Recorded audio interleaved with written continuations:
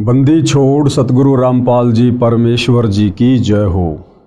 परमपिता परमात्मा सारी सृष्टि के रचनहार कुल मालिक असंख्य ब्रह्मांडों के स्वामी जगत गुरु तीनों लोकों में प्रवेश करके सबका धारण पोषण करने वाले राजाधीराज आत्माधार नाथों के नाथ देवों के देव महादेव सर्वेश्वर महेश्वर मृत्युंजय अजरो अमर आदि अनादि सनातनी प्रभु जगत पिता जगदीश्वर श्री श्री 1008 की उपाधि के वास्तविक अधिकारी अकाल मूरत शब्द स्वरूपी राम वासुदेव सर्वगतम ब्रह्म परम पूज्य प्रथम पूज्य परम संत परम पुरुष परम धनी परम दयालु सत्य कबीर हक्का कबीर अल्लाहु कबीर अल्लाहु अकबर बाखबर अल्लाह ताला जगत के तारणहार जगत के मुक्तिदाता जगत के जगन्नाथ हारे के सहारे हिंदुओं के राम मुसलमानों के अल्लाह सिखों के वाहिगुरु ईसाइयों के मसीह दया के सागर दयानिधि करुणा के सागर करुणानिधि स्वयंभू परिभू संकट मोचन कष्टहरण मंगल करण दुख भंजन अविगत कबीर निर्विकार निर्विषम परमात्मा अलय अलेख सतगुरु आदि अनादि सतगुरु असली मर्यादा पुरुषोत्तम असली राम असली कृष्ण असली घनश्याम असली मुरारी राजाओं के राजा महाराजाओं के महाराजा शहंशाहों के शहंशाह सम्राटों के सम्राट भगवानों के भगवान अल्लाहों के अल्लाह प्रभुओं के प्रभु मसीहाओं के मसीह सच्चे वाहिगुरु बाबाओं के बाबा पीरों के पीर सेठों के सेठ जगत सेठ सावड़सा सेठ सर्वगुण संपन्न अनंत कोटि कलाओं के स्वामी अनंत कोटि ब्रह्मांडों के नायक योगियों में महायोगी ध्यानियों में महाध्यानी सिद्धों में परम सिद्ध ज्ञानियों में तत्वज्ञानी ब्रह्मज्ञानी महाज्ञानी परम ज्ञानी सर्वश्रेष्ठ ज्ञानी विज्ञानी युवा कबीर समर्थ कबीर असमवात अमित ओझा सच्चे रहनुमा करीम अल्लाह सुभान अल्लाह दुनिया के अंतिम पैगंबर 8 सितंबर 1951 से गांव धनाना जिला सोनीपत हरियाणा भारतवर्ष की पावन भूमि पे प्रकट रियल कल की भगवान श्री नारायण साकार हरि श्री बाबा साहेब नूर अनंत परमात्मा सच्चे दरवेश सच्चे बाखबर संत श्रोमणी सतगुरु रामपाल जी परमेश्वर जी के चरण कमल में साध संगति से जुड़े हुए देश विदेश से आप और हम सभी सत्सेवक भाई बहनों का अनंत कोटि दंडोत प्रणाम। भाई और बहनों, बहुत बड़ी दया बहुत बड़ी मेहर पूरे विश्व पर परम पूज्य परमेश्वर सतगुरु रामपाल जी की, जिनके कर कमल से लिखित पवित्र पुस्तक हिंदू साहिबान नहीं समझे गीता वेद पुराण, इस पुस्तक के ऊपर वीडियो बनाने की श्रृंखला जारी है। इसी श्रृंखला में आज हमारा ये दूसरे नंबर का वीडियो है और यह पवित्र पुस्तक हिंदू साहिबान नहीं समझे गीता वेद पुराण विशेषकर हिंदू समाज से जुड़े भाई बहनों के लिए वरदान सिद्ध होगी अध्यात्म को जानने और पहचानने के मार्ग में। कल के वीडियो में हमने बहुत सारी बातें जानी, विशेषकर सनातनी पूजा क्या होती है, सनातनी पूजा किसे कहते हैं और सनातनी पूजा सतयुग में कितने समय तक सही रूप से चली और उसके बाद कैसे धीरे धीरे विलुप्त होती चली गई।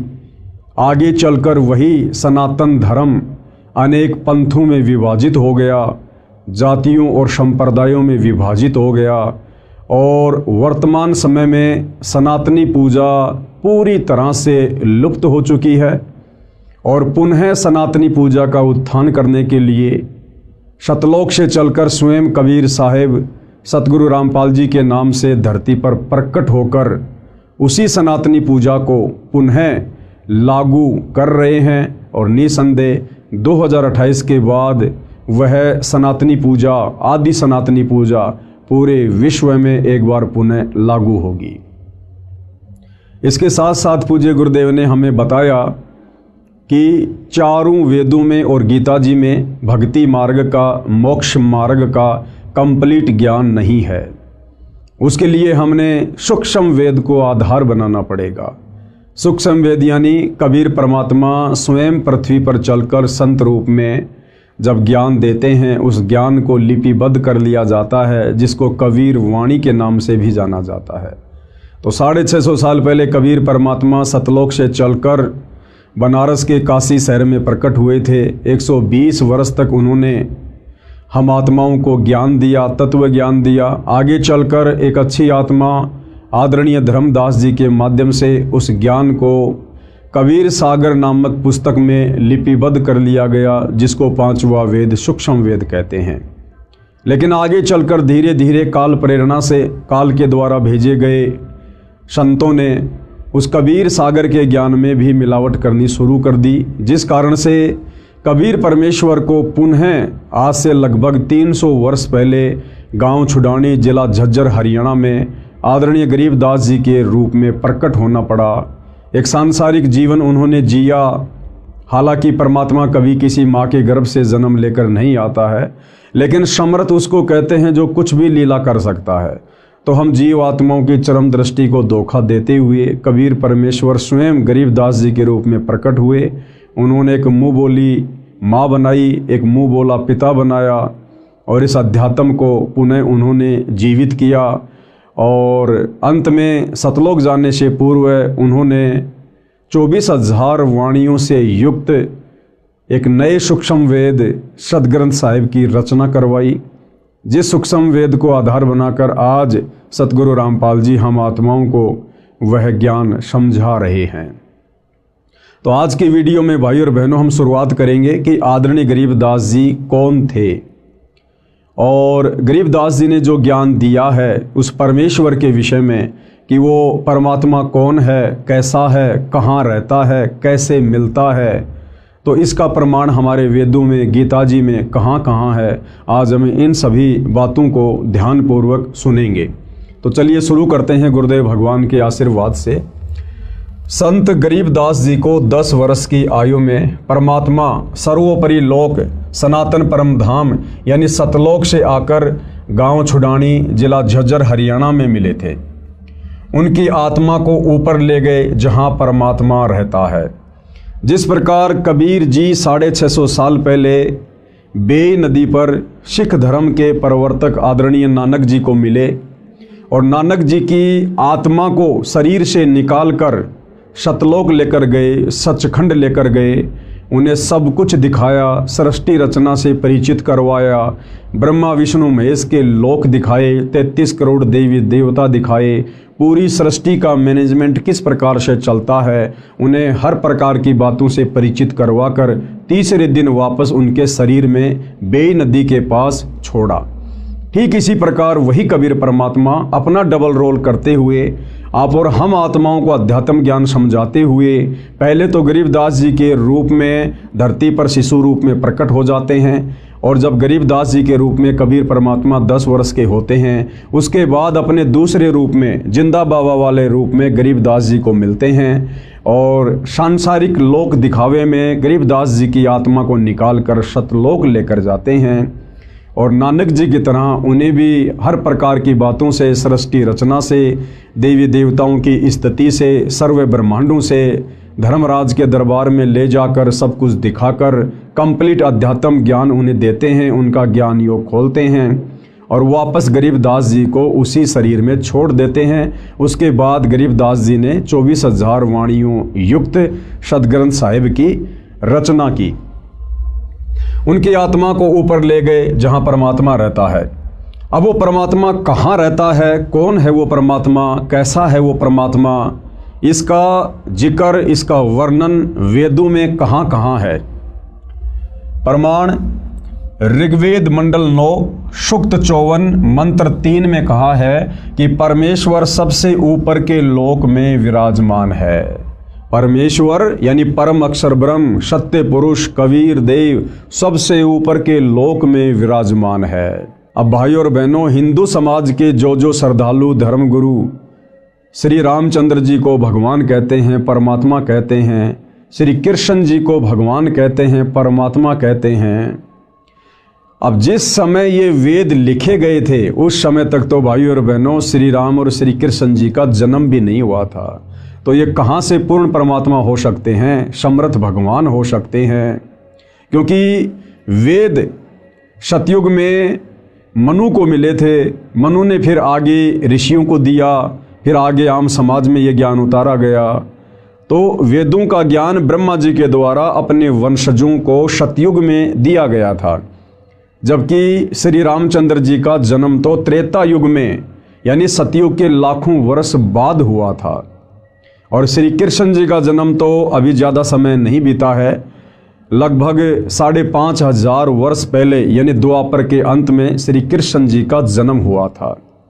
तो वेदों में जिस पूर्ण ब्रह्म परमात्मा का जिक्र है वो परमात्मा कौन है? वो है असल में आदि राम, सबसे पहले वाला राम। वो है वास्तव में परमात्मा, परम अक्षर ब्रह्म। ऋग्वेद मंडल 9 सूक्त 54 मंत्र 3 में कहा है कि परमेश्वर सबसे ऊपर के लोक में विराजमान है। प्रमाण के लिए देखें ये फोटोकॉपी इस मंत्र की, जिसका अनुवाद आर्य समाज के अनुवादकों ने किया है। इसके प्रकाशक तिलकराज आर्य, अध्यक्ष आर्य प्रकाशन 814, कुंडेवालान अजमेरी गेट दिल्ली है, तथा मुद्रक अजय प्रिंटर्स शाहदरा दिल्ली है।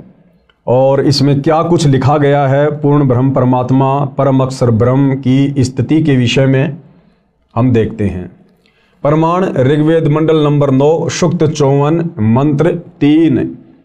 ये मंत्र आपके सामने है, आप इसको देख सकते हैं, पढ़ सकते हैं। इसका वास्तविक अनुवाद सतगुरु रामपाल जी ने किया है, जो इस प्रकार से है। विवेचन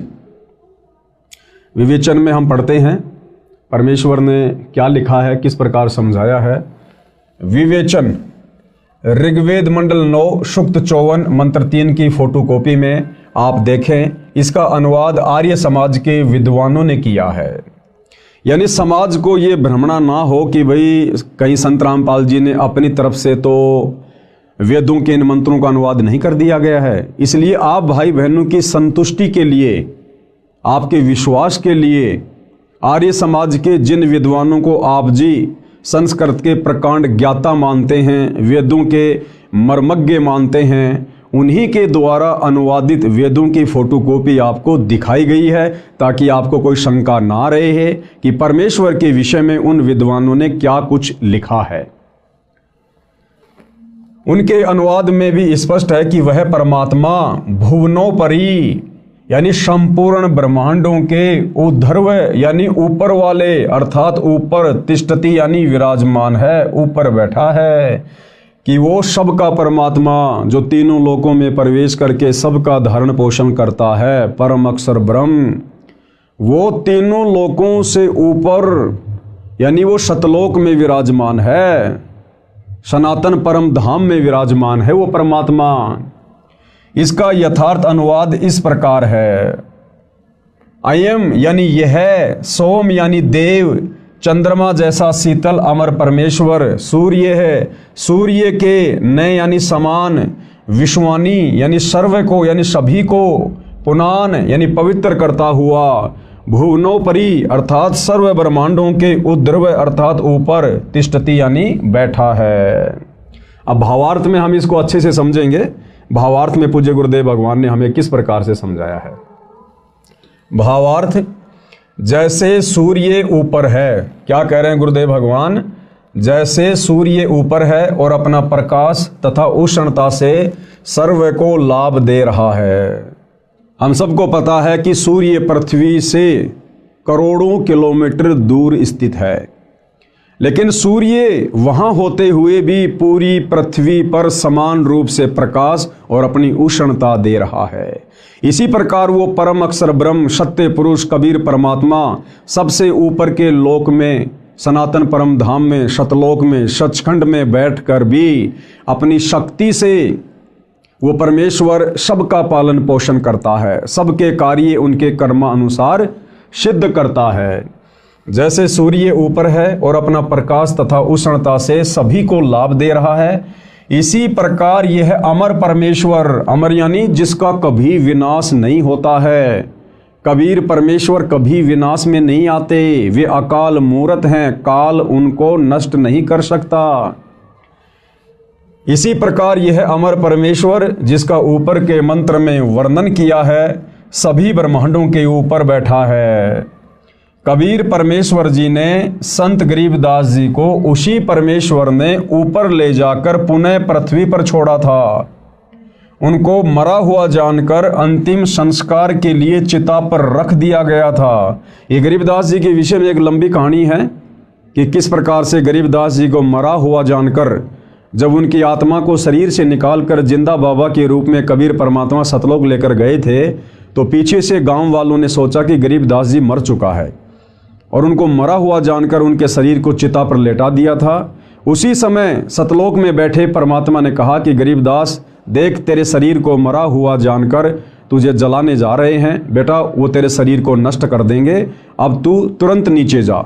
और कबीर परमात्मा ने सेकंडों में सतलोक से, जिस सतलोक की दूरी पाताल लोक से 16 शंख कोश है, एक सेकंड के अंदर कबीर परमेश्वर ने अपनी शक्ति से गरीबदास जी के शरीर में वापस आत्मा प्रवेश करवा दी। उनको मृतक जानकर अंतिम संस्कार के लिए चिता पर रख दिया था। अचानक जीवित हो गया। फिर 51 वर्ष जीवित रहे, कुल 61 वर्ष जीवित रहे। उनको परमात्मा ने संपूर्ण अध्यात्म ज्ञान यानी तत्व ज्ञान यानी सूक्ष्म वेद यानी 5वां वेद जो ज्ञान देने के लिए परमात्मा सतलोक से आते हैं, जो मुक्ति का ज्ञान चारों वेदों में नहीं है, गीता जी में नहीं है, वो 5वां वेद सूक्ष्म वेद जिसको तत्व ज्ञान कहते हैं, वो सारा का सारा ज्ञान परमात्मा ने आदरणीय गरीबदास जी के हृदय में प्रवेश कर दिया था और उनका ज्ञान योग खोल दिया था।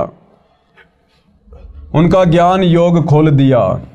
उसके पश्चात संत गरीबदास जी ने बताया कि कुल का मालिक एक है। भाइयों और बहनों, जिस प्रकार से परमात्मा ने वेद व्यास जी का ज्ञान योग खोल दिया था और वेद व्यास जी ने पहले के युगों में घटित घटनाओं का चित्रण ज्यों का त्यों 18 पुराणों में, गीता जी में, वेदों में और बहुत सारे ग्रंथ लिखकर उन्होंने किया। इसी प्रकार पूर्ण ब्रह्म परमात्मा अक्षर पुरुष कबीर देव ने आदरणीय गरीबदास जी का भी ज्ञान योग खोल दिया था और आदरणीय गरीबदास जी आज से पहले का और आगे होने वाली घटनाओं का सब कुछ वो जान सकते थे और देख सकते थे। संत गरीबदास जी ने बताया कि कुल का मालिक एक है, क्योंकि गरीबदास जी भाइयों और बहनों कबीर परमात्मा के साथ जाकर पूरी सृष्टि के ज्ञान से परिचित हो चुके थे। सतलोक जाने के बाद परमात्मा ने उनको नीचे ब्रह्मा जी का लोक दिखाया, विष्णु जी का लोक दिखाया, क्योंकि सतलोक जाने के बाद आत्मा की हृदय वाली आंखें खुल जाती है, दिव्य दृष्टि खुल जाती है। सतलोक में बैठे बैठे ये जीव यहाँ का सब कुछ बिल्कुल स्पष्ट रूप से देख सकते हैं, जिस प्रकार हम दूरबीन से बहुत दूर की वस्तु भी साफ साफ देख सकते हैं। तो सतलोक में बैठे बैठे गरीबदास जी ने नीचे के सारे ब्रह्मांडों को देखा, ब्रह्मा विष्णु महेश के लोक को देखा, दुर्गा के लोक के देखा, काल का 21वां ब्रह्मांड देखा जहाँ पर वो बैठा हुआ रहता है और जीव आत्माओं को तपस्या पर भून भून के खाता है। ये सारा ज्ञान आदरणीय गरीबदास जी को कबीर परमेश्वर ने दिया। उस आधार से गरीबदास जी कह रहे हैं। उसके पश्चात संत गरीबदास जी ने बताया कि कुल का मालिक एक है, यानी सबसे सर्वोपरि परमात्मा एक ही है, सबसे सर्वशक्तिमान परमात्मा एक ही है, पूरी सृष्टि का धारण पोषण करने वाला, सभी जीवात्माओं को अपनी शक्ति से चलाने वाला, सारे ब्रह्मांडों का संचालन करने वाला वो परमात्मा केवल एक ही है, कबीर परमात्मा, परम अक्षर ब्रह्म, सत्य पुरुष। वह परम अक्षर ब्रह्म यानी सत्य पुरुष है। विश्व के सब प्राणी उसी के बच्चे हैं, यानी ब्रह्मा विष्णु महेश, 33 करोड़ देवी देवता, दुर्गा, काल, महाकाल, जितने भी जीव हैं, प्राणी हैं इस सृष्टि में, हम सब उस कबीर परमेश्वर की वचन शक्ति से उत्पन्न उनके बच्चे हैं, हम उनकी संतान हैं। और असल में परमात्मा कहलाने के लायक केवल वे अकेले ही हैं। विश्व के सब प्राणी उसी के बच्चे हैं। वर्तमान के धर्म गुरुओं ने धर्म की दीवारें भ्रम के कारण खड़ी कर दी हैं। वर्तमान के धर्म गुरुओं ने धर्म की दीवारें नादानी में, तत्व ज्ञान के अभाव में, सच्चे सतगुरु की शरण के अभाव में खड़ी कर दी हैं।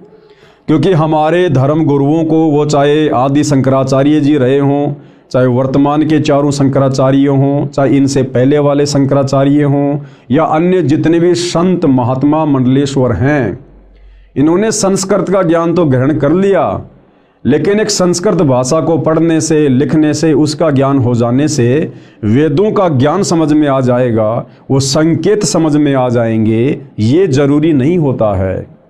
तो हमारे आचार्यों को, शंकराचार्यों को, धर्म गुरुओं को, इनको संस्कृत भाषा का तो ज्ञान था, लेकिन संस्कृत भाषा में वेदों के श्लोक हमें भक्ति मार्ग के विषय में क्या समझाना चाहते हैं, ये हमारे धर्मगुरु नहीं समझ पाए।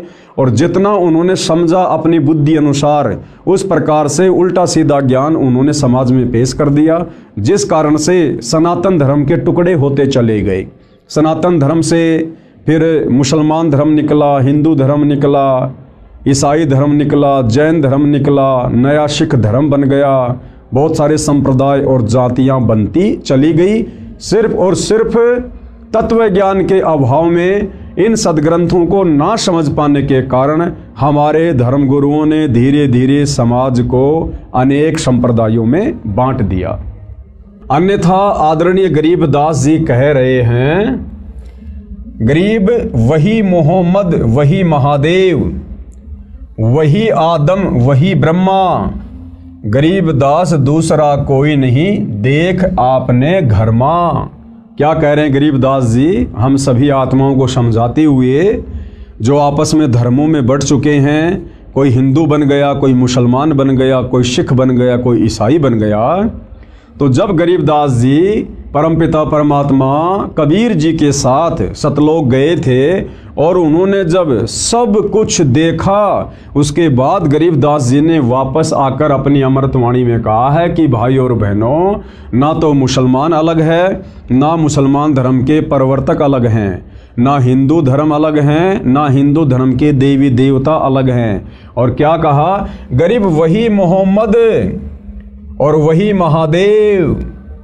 गरीबदास जी कह रहे हैं कि मुसलमान धर्म के प्रवर्तक हजरत मोहम्मद ये कौन थे, ये कहाँ से आए थे? कह रहे हैं कि ये शंकर जी के गण थे। हजरत मोहम्मद वाली आत्मा ये महादेव यानी शंकर जी के लोक से आए थे, और वही आदम वही ब्रह्मा।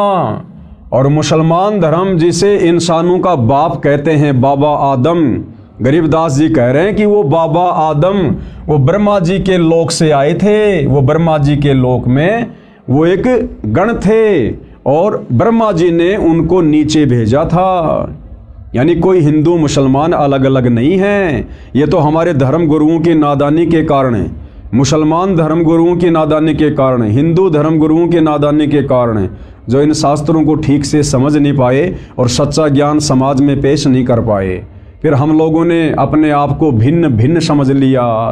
तो गरीबदास जी कह रहे हैं कि मोहम्मद कहो चाहे महादेव कहो, एक ही बात है। यानी महादेव के लोक से हजरत मोहम्मद जी आए थे, और आदम कहो चाहे ब्रह्मा जी कहो, एक ही बात है। क्यों? क्योंकि ब्रह्मा जी के लोक से बाबा आदम की आत्मा आई थी।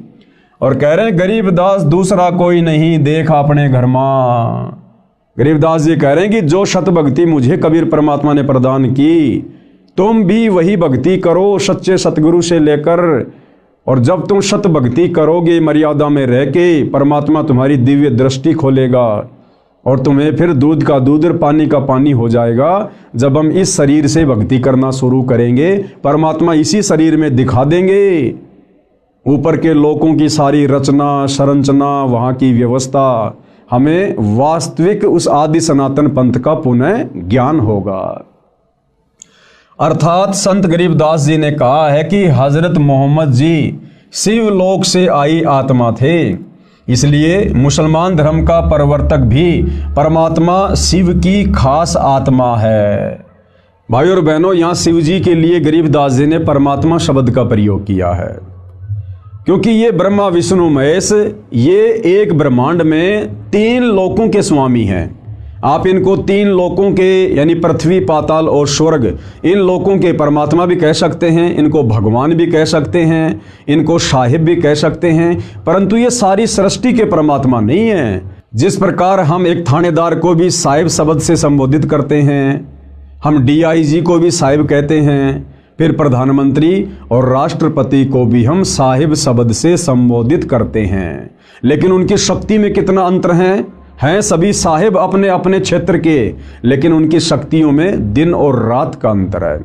इसी प्रकार ब्रह्मा विष्णु महेश को भी कहीं कहीं पर परमात्मा की संज्ञा दी गई है, भगवान की संज्ञा दी गई है, परंतु ये ब्रह्मा विष्णु महेश जी उस परमात्मा की श्रेणी में नहीं है, उस भगवान की श्रेणी में नहीं है जो वास्तव में सारी सृष्टि का संचालन करता है, जो वास्तव में पूरे ब्रह्मांड की आत्माओं का धारण पोषण करता है।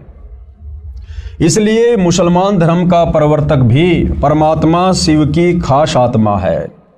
बाबा आदम के विषय में कहा जाता है कि ये ब्रह्मा जी के लोक से नीचे आए थे, इसलिए ब्रह्मा जी व आदम जी का मूल निवास स्थान एक ही है। यदि मेरी बात पर विश्वास नहीं होता है, गरीबदास जी कह रहे हैं, अगर आपको मेरी बातों पर विश्वास नहीं है तो अपने घर यानी शरीर रूपी महल में मेरी बताई साधना करके देखो। गरीबदास जी कह रहे हैं कि भैया मैं जो साधना तुम्हें बता रहा हूँ कबीर परमात्मा के द्वारा बताई गई, आप भी उसी साधना को मर्यादा में रह के करो, आपको भी स्पष्ट रूप से दिखाई देगा और आपकी सारी संशय समाप्त हो जाएंगी, आपकी दिव्य दृष्टि खुल जाएगी, यानी अध्यात्म को समझने की दृष्टि परमात्मा के आशीर्वाद से खुल जाएगी। फिर आपको विश्वास हो जाएगा कि विश्व के सभी मानव एक परमपिता की संतान है। उसके बाद भाई और बहनों हमारी भक्ति शुरू होती है। यदि हम धर्मों में बटे रहेंगे, जातियों में बटे रहेंगे, वर्णों में बटे रहेंगे और एक दूसरे को अपना शत्रु दुश्मन मानकर अगर हम इस दृष्टिकोण से चलने की कोशिश करेंगे तो हम भक्ति मार्ग पर कभी भी सफल नहीं हो सकते। हमने सबसे पहले उस एक परमपिता परमेश्वर को जानना पड़ेगा, पहचानना पड़ेगा, उनके विधान को, उनके संविधान को जानना पड़ेगा। उसके बाद हम निर्विरोध रूप से ये भक्ति कर सकते हैं, निसंशय होकर हम ये भक्ति कर सकते हैं। अन्यथा हमेशा हमारे मन में काल प्रेरणा से शंकाओं के बीज पनपते ही रहेंगे। विचार करो, मुसलमान धर्म की शुरुआत यानी स्टार्टिंग हजरत ईसा जी के जन्म से लगभग 450 वर्ष पश्चात हुई है, यानी आज से लगभग 2500 वर्ष पहले ईसाई धर्म के प्रवर्तक हजरत ईसा जी का जन्म हुआ था और हजरत ईसा के जन्म के लगभग 450 वर्ष बाद मुसलमान धर्म के प्रवर्तक हजरत मोहम्मद जी का जन्म हुआ था। उसके बाद इस्लाम धर्म की शुरुआत हुई थी। आदि शंकराचार्य जी का जन्म ईसा जी से 508 वर्ष पहले हुआ था और जो आदि शंकराचार्य थे उनका जन्म ईसाई धर्म के प्रवर्तक हजरत ईसा जी से लगभग 508 वर्ष पहले हुआ था और आदि शंकराचार्य जी ने ही हिंदू धर्म की नींव डाली थी। आदि शंकराचार्य जी का जन्म ईसा जी से 508 वर्ष पहले हुआ, जिसने सनातन धर्म यानी पंथ को हिंदू नाम भी दिया। आदि शंकराचार्य ने देवी देवताओं की पूजा का विधान बताकर, जो देवी देवताओं की पूजा शास्त्रों के विरुद्ध है, उन्होंने उसी सनातन धर्म को हिंदू धर्म का नाम दिया। सनातन धर्म यानी हिंदू नाम भी दिया। मूर्ति पूजा, देवी देवताओं की पूजा पर आधारित कर दिया। आदि शंकराचार्य जी से पहले कोई भी व्यक्ति मूर्ति पूजा नहीं किया करता था, पाखंड पूजा नहीं किया करता था, देवी देवताओं की पूजा नहीं हुआ करती थी। केवल वेदों के अनुसार एक ब्रह्म का ओम मंत्र जाप किया करते थे। लेकिन आदि शंकराचार्य जी ने सनातन धर्म यानी उस पंथ को फिर हिंदू नाम भी दिया और मूर्ति पूजा, देवी देवताओं की पूजा पर समाज को आधारित कर दिया। सनातन धर्म सतयुग से चला आ रहा है, इसलिए हजरत ईसा जी, हजरत मूसा जी, हजरत आदम जी तथा हजरत मोहम्मद जी के जीव पहले सनातनी थे। सनातन धर्म सतयुग से चलता हुआ आ रहा है। सतयुग से कैसे? यानी हमारे जितने भी पूर्वज थे वो सभी वेदों के अनुसार साधना किया करते थे, धर्म कर्म किया करते थे। और जो व्यक्ति वेदों के अनुसार साधना करते हैं उनको सनातनी कहते हैं, सनातनी। तो ये जो सनातनी पूजा है ये सतयुग से चलती हुई आ रही थी। और हजरत मोहम्मद जी, हजरत ईसा जी, आदि शंकराचार्य जी, बाबा आदम जी, इन सभी जीवों की आत्माएं पहले के युगों में भी थी, क्योंकि जब तक हमारा पूर्णतया मोक्ष नहीं हो जाता है तब तक आत्मा शरीर धारण करती रहती है, कभी मनुष्य का तो कभी 84 लाख योनियों में पशु और पक्षियों का। तो गुरुदेव भगवान कहना ये चाह रहे हैं कि नादान आत्माओं, ये सनातनी पूजा, ये सनातन धर्म सतयुग से चलता हुआ आ रहा है। और इस सनातन धर्म के टुकड़े हुए आदि शंकराचार्य के बाद लगभग आज से 3200 साल पहले आदि शंकराचार्य जी का जन्म हुआ। उसके बाद हिंदू धर्म बना, उसके बाद ईसाई धर्म बना, उसके बाद मुसलमान धर्म बना, उसके बाद जैन और सिख धर्म बना। लेकिन आज से 3200 साल पहले यदि हम नज़र डालें तो केवल सनातनी पूजा हुआ करती थी, वेदों के अनुसार साधना हुआ करती थी। और 3200 साल पहले ना कोई हिंदू धर्म था, ना कोई मुसलमान धर्म था, ना कोई सिख था, ना कोई ईसाई था, ना कोई जैनी, ना कोई यहूदी, ना कोई मंगोली। तो विचार करने की बात यह है कि जो लोग ईसा को अपना इष्ट मानते हैं, अपना रब्बी मानते हैं, अपना गुरु मानते हैं और ईसा मसीह के पद चिन्हों पर चल रहे हैं, उन लोगों को विचार करना चाहिए कि आज से 3200 साल पहले यानी ईसा जी के जन्म से 508 वर्ष पहले भाई ईसाई धर्म का कहीं कोई नामो निशान भी नहीं था। और ईसा जी के उससे पहले भी मनुष्य जन्म होते हुए आ रहे हैं सतयुग से। तो आज से पहले ईसा जी कौन थे? सनातनी थे। इसी प्रकार मुसलमान धर्म के लोग हजरत मोहम्मद जी को अपने धर्म का प्रवर्तक मानते हैं। तो मुसलमान धर्म के व्यक्तियों को विचार करना चाहिए कि मुसलमान धर्म की शुरुआत तो लगभग 1400-1500 वर्ष पहले हुई है।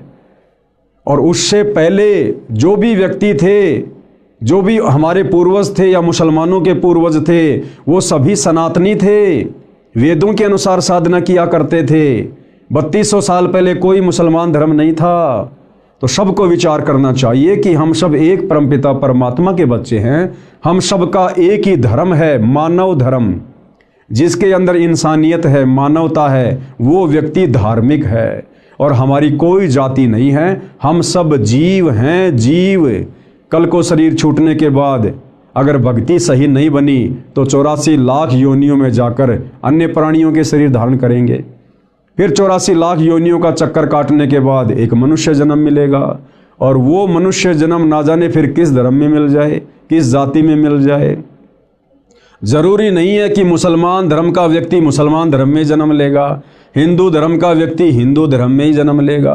क्योंकि वर्तमान में हम जितने भी व्यक्ति आपस में धर्मों में बटे हुए हैं, हिंदू, मुसलमान, सिख, ईसाई, आज से 3200 वर्ष पहले हमारे पूर्वज सनातनी थे, सभी वेदों के अनुसार साधना किया करते थे। हम सब के संस्कार आपस में रले मिले हैं। तो भाइयों और बहनों, हमने इस सत्य आध्यात्मिक ज्ञान को समझकर, पहचान कर, इतिहास में नज़र डालकर, उसके बाद आप और हमने सतगुरु रामपाल जी से सत उपदेश लेकर ये सत भक्ति शुरू करनी चाहिए। जिस सत भक्ति के करने से हमारी आत्मा का कल्याण होगा। फिर हमने ना कभी हिंदू बनना, ना मुसलमान बनना, ना सिख बनना, ना ईसाई बनना, ना इस गंदे लोक में जन्म मरण के चक्कर में पड़े रहना, ना हमने गधे कुत्ते सूअर की योनियों में जाना, ना हमने नरक भोगना। हम उस परम अक्षर ब्रह्म सत्य पुरुष कबीर देव के साथ में, जिस कबीर देव ने आदरणीय गरीबदास जी को ले जाकर अपना सनातन परम धाम सतलोक दिखाया, जिस परम अक्षर ब्रह्म कबीर देव ने बेई नदी से आदरणीय नानक जी की आत्मा को शरीर से निकालकर सचखंड ले जाकर सर्व ज्ञान कराया, सारे लोक दिखाए, वहाँ के सुख दिखाए, वहाँ के ठाट बाट दिखाए, सतलोक में रहने वाली आत्माओं से मिलाया, उनके कितने सुंदर शरीर हैं, कैसा उनका परिवार है, कितने वहाँ पर ठाट बाट है। उसके बाद नानक जी ने नीचे आकर बखूबी उसका वर्णन किया और गरीबदास जी ने भी किया। तो इस प्रकार से भाई और बहनों, वर्तमान में हमने पुनः सनातन की ओर चलना होगा, हमने उसी सनातनी पूजा को अपनाना होगा और तभी आप और हमारा मोक्ष संभव है। अन्यथा खाली जुबान से सनातन की बात करने वाले वर्तमान के साधु संत महात्मा, इनको भाई और बहनों सनातन के सह का भी ज्ञान नहीं है। तो क्या कह रहे हैं गुरुदेव भगवान? इसलिए विश्व के सब प्राणी एक परमात्मा के बच्चे हैं, कबीर परमात्मा के बच्चे हैं, उस परम अक्षर ब्रह्म के बच्चे हैं, सत्य पुरुष के बच्चे हैं। हम जितनी भी आत्माएं हैं, ब्रह्मा विष्णु महेश से लेकर गधे कुत्ते सूअर हम इंसान, हम सब उसी एक परमपिता परमेश्वर के बच्चे हैं। आगे पूज्य गुरुदेव भगवान क्या कह रहे हैं अपने विषय में जानकारी देते हुए? मेरा यानी रामपाल दास का विचार यह है कि जीव हमारी जाति है, मानव धर्म हमारा, हिंदू मुस्लिम सिख ईसाई धर्म नहीं कोई न्यारा। गुरुदेव भगवान क्या कह रहे हैं कि जीव हमारी जाति हैं, कि भाई हम सब जीव हैं। आज भले कोई प्रधानमंत्री बना है, कोई राष्ट्रपति बन के बैठा है, या ऊपर के लोकों में देवी देवता बन के बैठे हैं, ब्रह्मा विष्णु महेश की पोस्ट पर बैठे हैं, हम सब जीव हैं। जब कल को ब्रह्मा विष्णु महेश का समय पूरा होगा, जब उनकी वो गद्दी छीन ली जाएगी काल के द्वारा, फिर उनको नीचे के लोकों में पटका जाएगा, वो भी आप और हमारी तरह साधारण से मनुष्य का जीवन जिएंगे। और यदि उस मनुष्य जीवन में उनको सच्चा सतगुरु नहीं मिला, तो फिर से उन्हीं ब्रह्मा विष्णु महेश जी की आत्माओं को 84 लाख योनियों में गधे कुत्ते के शरीरों में कष्ट भोगना पड़ेगा। तो कहने का मतलब है हम सब जीव हैं, जीव। परमात्मा केवल एक ही है सृष्टि में, कबीर देव परम अक्षर ब्रह्म। तो परम पूज्य गुरुदेव सतगुरु रामपाल जी का यह नारा है कि जीव हमारी जाति है, यानी हमने इस प्रकार से अपने अभिमान अहंकार को त्याग देना चाहिए कि भाई हमारी कोई औकात नहीं है। आज यहाँ भले कोई 5 साल के लिए 10 साल के लिए प्रधानमंत्री बन के बैठा है, उसकी तूती बोल रही है, उसकी महिमा बोल रही है, उसके हाथों में सारी पावर है, शक्ति है, लेकिन कब तक? जिस दिन उसको प्रधानमंत्री के पद से हटा दिया जाएगा, वो शक्ति उसके हाथों में नहीं रहेगी। और जिस दिन उसका शरीर छूट जाएगा, उसकी मृत्यु हो जाएगी, फिर यम के दूत उसकी गर्दन पकड़ कर लेके जाएंगे, यदि उस प्रधानमंत्री ने सच्चा सतगुरु बनाकर सत भक्ति नहीं की तो। और फिर वो जीव संज्ञा में आ जाएगा, फिर उसको नरक भी भोगना पड़ेगा, उसको 84 लाख योनियों में पशु पक्षियों के जन्म भी भोगने पड़ेंगे। इसलिए गुरुदेव कहते हैं कि अजीव ने कभी भी अभिमान नहीं करना चाहिए। जीव हमारी जाति है और मानव धर्म हमारा, और जिसके अंदर नेक नीति है, मानवता है, इंसानियत है, दया धर्म है, कहते हैं यही सबसे बड़ा धर्म है। ये हिंदू मुस्लिम सिख ईसाई ये कोई धर्म नहीं है, ये तो हमारे धार्मिक गुरुओं की नादानी के कारण आपस में समाज बटा हुआ है और हमने एक दूसरे को अपना शत्रु मान लिया है। हिंदू मुस्लिम सिख ईसाई धर्म नहीं कोई न्यारा। अध्यात्म ज्ञान विज्ञान से सिद्ध करता हूं कि विश्व के प्राणी एक परमात्मा के बच्चे हैं, जो उस अपने पिता के पास जाने के लिए इच्छुक हैं। देखो भाई और बहनों, चाहे सतयुग में कोई भक्ति कर रहा था, तप कर रहा था, साधना कर रहा था, चाहे त्रेता में, चाहे द्वापर में, चाहे कलयुग के वर्तमान समय में, हर प्राणी इसी चाहत में भक्ति करता है कि मेरे को सदा के लिए सुख हो जाए। भाई और बहनों, हम देखते हैं बहुत सारी सीरियल में, बहुत सारी धार्मिक पुस्तकों में कि भाई हिरण्यकश्यप ने ब्रह्मा जी की साधना की, भस्मासुर ने शंकर जी की साधना की, विश्वामित्र जी ने साधना की, अन्य बड़े बड़े तपस्वियों ने साधना की, और उन्होंने ब्रह्मा जी को प्रसन्न किया, किसी ने विष्णु जी को, किसी ने शंकर जी को, किसी ने माता जी को। और जब वो देव उनके सामने उपस्थित होते थे, प्रकट होते थे उनकी साधना के प्रतिफल में विवश होकर उनको वरदान देने के लिए, तो भाई और बहनों आप ध्यान दीजिएगा, जब वो कहते थे कि मांगो वत्स तुम्हें क्या चाहिए, तुम्हारी साधना से मैं अति प्रसन्न हूँ, तो सबसे पहले वो यही मांगा करते थे कि हे भगवान मुझे वरदान दीजिए कि मैं अमर हो जाऊं, मैं किसी के भी मरने में ना आऊं, मुझे मारने में कोई भी सक्षम ना हो, मुझे फला फला राज्य अखंड प्राप्त हो जाए।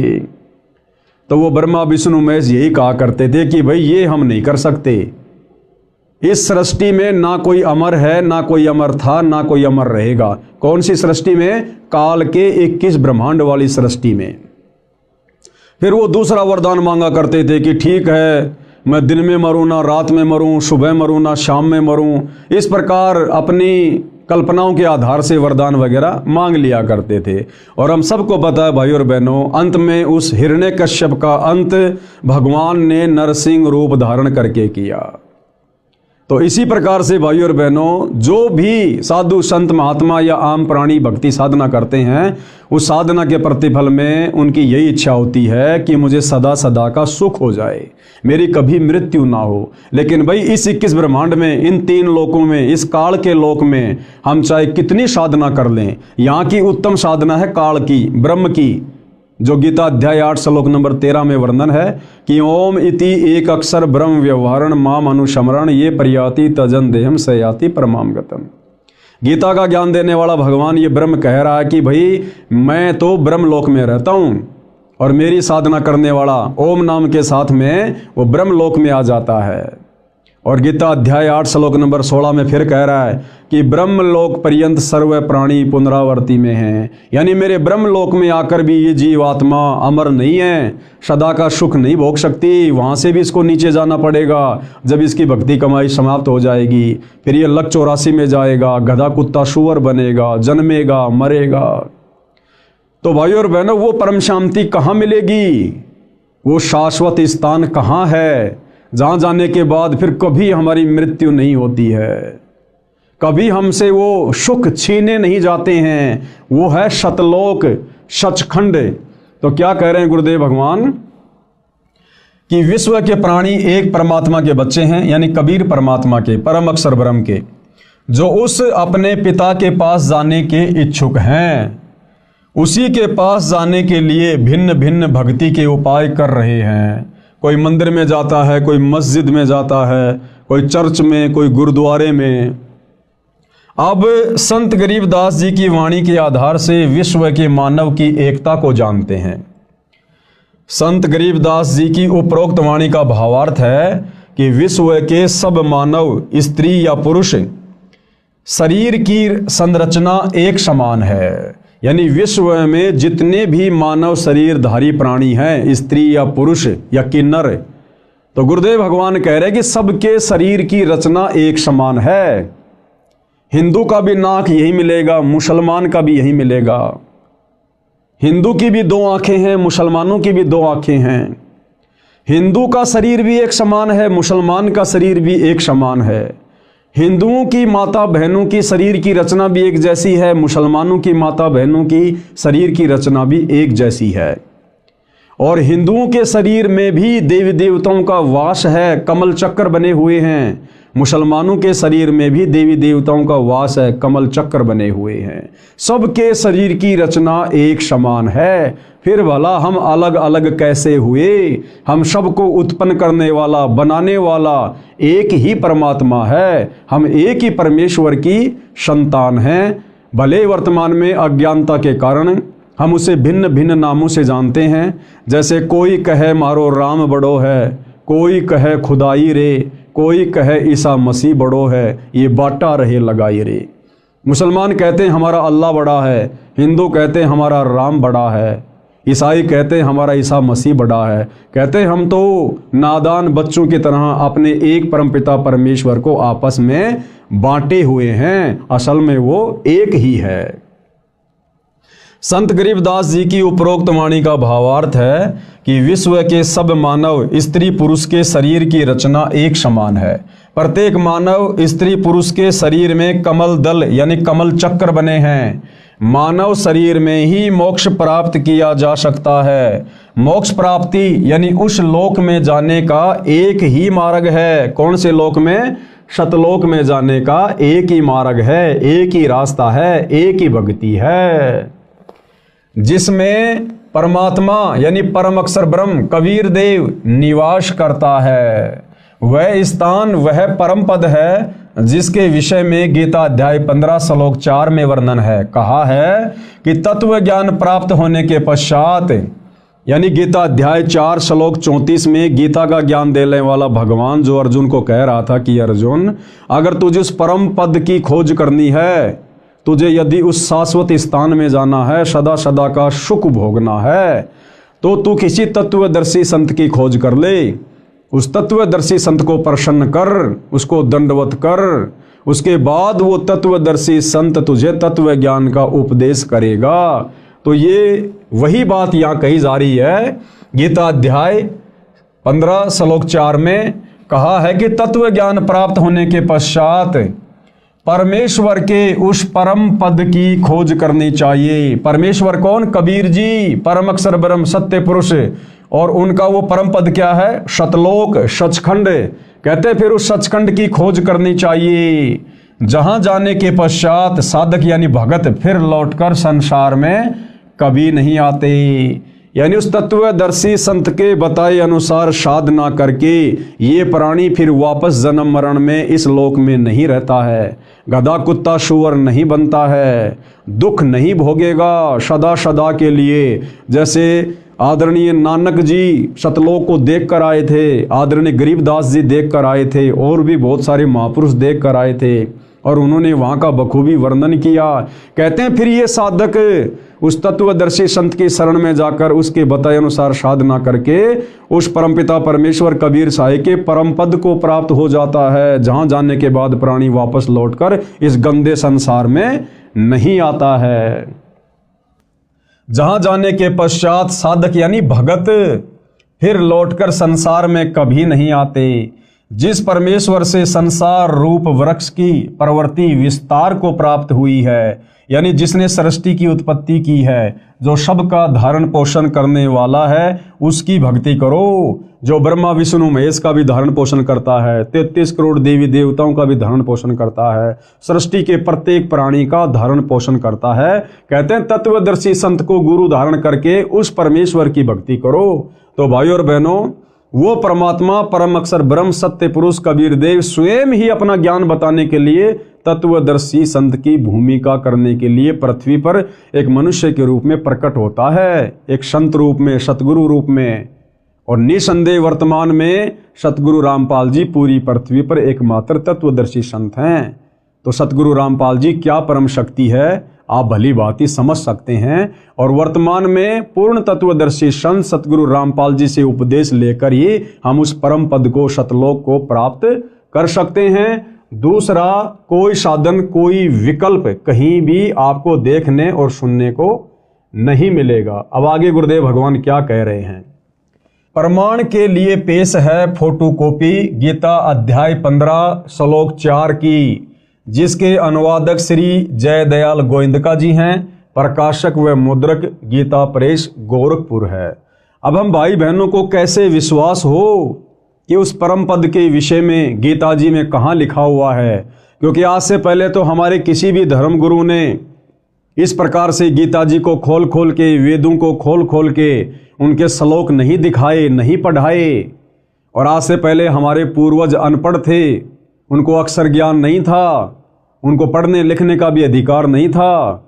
और जितने भी हमारे सदग्रंथ थे ये सारे के सारे संस्कृत भाषा में थे, जिस कारण से हमारे पूर्वज इनको समझ भी नहीं सकते थे। तो जैसा हमारे धर्म गुरुओं ने हमारे को धर्म के विषय में बताया, गीता जी के विषय में बताया, वेदों के अंदर क्या ज्ञान है हमें जैसा भी बता दिया गया, हमारे पूर्वजों ने सहर स्वीकार कर लिया। लेकिन भाइयों और बहनों, आज सतगुरु रामपाल जी उंगली रख रख कर हमें इन समस्त धार्मिक ग्रंथों की गूढ़ सच्चाई से परिचित करवा रहे हैं। तो वर्तमान में धोखे की किसी प्रकार की कोई शंका नहीं होनी चाहिए। और बुद्धिमान समाज ने भी अपनी आंखों से इन समस्त प्रमाणों को देखकर, सबूतों को देखकर, जो हमारे ही धर्म की पवित्र पुस्तकों में वर्णित है, आप और हमने इस सच्चाई को फिर स्वीकार भी करना चाहिए अपनी आत्मा के कल्याण के लिए। तो गीता अध्याय 15 श्लोक 4 हमें क्या ज्ञान दे रहा है। ये गीता प्रेस गोरखपुर से प्रकाशित है और इसके अनुवादक जयदयाल गोविंदका जी हैं। और इसमें क्या कुछ लिखा है भाई और बहनों, हम ध्यान से इस श्लोक को पढ़ते हैं पूज्य गुरुदेव जी के आशीर्वाद से। तो भाई और बहनों, ये श्लोक लिखा हुआ है, आपकी आंखों के सामने है। यदि आपके पास में गीता जी है तो आप जी मिलान कर सकते हैं। जयदयाल गोविंदका जी ने संस्कृत के सामने हिंदी में अनुवाद किया है, आपकी आंखों के सामने है। उसके पश्चात उस परम पद रूप परमेश्वर को भली भांति खोजना चाहिए, जिसमें गए हुए पुरुष फिर लौटकर संसार में नहीं आते, और जिस परमेश्वर से इस पुरातन संसार वृक्ष की प्रवृत्ति विस्तार को प्राप्त हुई है, उसी आदि पुरुष नारायण के मैं शरण हूं। देखो भाई और बहनों, गीता जी का ज्ञान देने वाला भगवान, जिसको पूरा हिंदू समाज भगवान मान चुका था, परमात्मा मान चुका था, गीता का ज्ञान देने वाला भगवान अर्जुन से खुद कह रहा कि अर्जुन मैं भी उसी की शरण में हूं। यानी हम भाई बहन तो अनजाने में गीता का ज्ञान देने वाले भगवान की शरण को उत्तम शरण मान कर बैठे हुए थे, लेकिन गीता जी का ज्ञान देने वाला भगवान तो कह रहा कि अर्जुन, जिस परमपिता परमेश्वर ने इस संसार रूपी वृक्ष की प्रवृत्ति को पैदा किया है, बनाया है सृष्टि को, कहते मैं भी उसी आदि नारायण की शरण में हूं। आदि नारायण यानी सबसे पहले वाला परमात्मा, जिसने सृष्टि बनाई, जिससे पहले कुछ भी नहीं था। कहते उसी आदि पुरुष नारायण के मैं शरण हूं। इस प्रकार दृढ़ निश्चय करके उस परमेश्वर का मनन और नित्य ध्यान करना चाहिए। यानी गीता का ज्ञान देने वाला भगवान भी उसी परमपिता परमात्मा अक्षर पुरुष सत्य पुरुष कबीर देव की भक्ति करने की सलाह दे रहा है। अब आगे क्या कुछ लिखा हुआ है भाई और बहनों, पढ़ते हैं पूज्य गुरुदेव जी के आशीर्वाद से। शरीर में बने कमलों की जानकारी, यानी शरीर चाहे हिंदू का हो, चाहे मुसलमान का, सिख का, चाहे ईसाई का, सबके शरीर की रचना एक समान है, क्योंकि हम सब एक ही परमपिता परमेश्वर के बच्चे हैं। और हमारे शरीर में कमल दल, कमल चक्कर कहाँ कहाँ हैं, किन किन देवताओं का उनमें वास है, पूज्य गुरुदेव भगवान के आशीर्वाद से हम जानकारी प्राप्त करते हैं। परम अक्षर ब्रह्म यानी सबके मालिक के परम धाम स्थान में जाने का एक मार्ग है, यानी सतलोक में जाने का केवल एक ही भक्ति मार्ग है, जो उस तत्वदर्शी संत के पास है। और वो तत्वदर्शी संत वर्तमान में धरती पर सतगुरु रामपाल जी हैं, जो मानव शरीर में बने कमल चक्रों से होकर गुजरता है। अन्य कोई मार्ग नहीं है। यानी सतगुरु रामपाल जी इस पूरे विश्व में एकमात्र हमें वो सत भक्ति प्रदान करने के लिए आए हैं, जिससे हमारे शरीर में बने कमल चक्र खुलेंगे, और इनके खुलने के बाद ही हमारी आत्मा अंतिम समय में जब शरीर छोड़ेगी तो उन्हीं कमल चक्रों में से होकर त्रिकुटी पर जाएगी, उस परम अक्षर ब्रह्म के परम धाम को जाएगी, सतलोक को जाएगी। दूसरा कोई मार्ग नहीं है, अन्य कोई मार्ग नहीं है। ये कमल चक्कर मानव शरीर में रीढ़ की हड्डी के साथ साथ अंदर की ओर स्थान स्थान पर बने हैं, जिनकी स्थिति समझने के लिए कृपया मानव चित्र को देखिएगा। अब वो कमल चक्कर का यहाँ पर एक फोटो बनाकर हमें समझाया गया है। तो भाइयों और बहनों, ये फोटो कॉपी है। हिंदू, मुसलमान, सिख, ईसाई यानी पूरे विश्व के जितने भी मानव शरीरधारी प्राणी हैं, स्त्री या पुरुष, उन सब के शरीर की रचना सेम टू सेम है। सभी के शरीर के कमल चक्र में इन देवी देवताओं का वास है, जिनके नाम, गांव, पते सब कुछ इनके आगे लिखे हुए हैं। कौन से चक्र में कौन से देवता का वास है, कौन से दल में कौन से देवता का वास है। शरीर पिंड में बने कमल चक्रों के चित्र। अब हम इसको आगे पढ़ते हैं। आप देख रहे हैं यह चित्र, इसमें प्रत्येक कमल की स्थिति स्पष्ट की है। प्रत्येक कमल में प्रवेश द्वार है जो बंद रहता है। ये कमल चक्कर केवल सतगुरु रामपाल जी की सत भक्ति करने वाले भक्तों के ही खुलते हैं। अन्य किसी भी विधि से, किसी भी भक्ति से आप चाहे लाख वर्ष मनमुखी जाप कर लो, राधे राधे श्याम का जाप कर लो, ओम नमो भागवते वासुदेवाय का जाप कर लो, कावड़ ले आओ, पैदल यात्रा कर लो, हिमालय की गुफाओं में चले जाओ, किसी भी यत्न और प्रयत्न से मानव शरीर में बने कमल चक्र नहीं खुलते, जिन कमल चक्रों से अंत में हमारी आत्मा उस परम धाम को जाती है। इस प्रकार की स्थिति प्रत्येक मानव स्त्री पुरुष के शरीर में है। सब कमल चक्र बंकनाल एक टेढ़ी मेढ़ी नाड़ी से जुड़े हैं। वह पाइप यानी नलकी की तरह हैं, जिसको बंकनाल कहा जाता है। उसमें कमलों के द्वारों से अन्य कोई प्रवेश द्वार नहीं है। जीवात्मा हृदय कमल में रहता है। जो सत्य भक्ति करता है वह परायण काल में यानी शरीर छोड़ने के बाद यानी संसार से जाने के समय हृदय कमल से मूल कमल में आता है, वहाँ से ऊपर को चलता है। उसकी सारे जीवन की भक्ति की शक्ति से सब कमल चक्कर खुले होते हैं। वह निर्बाध अपने इष्ट धाम में चला जाता है।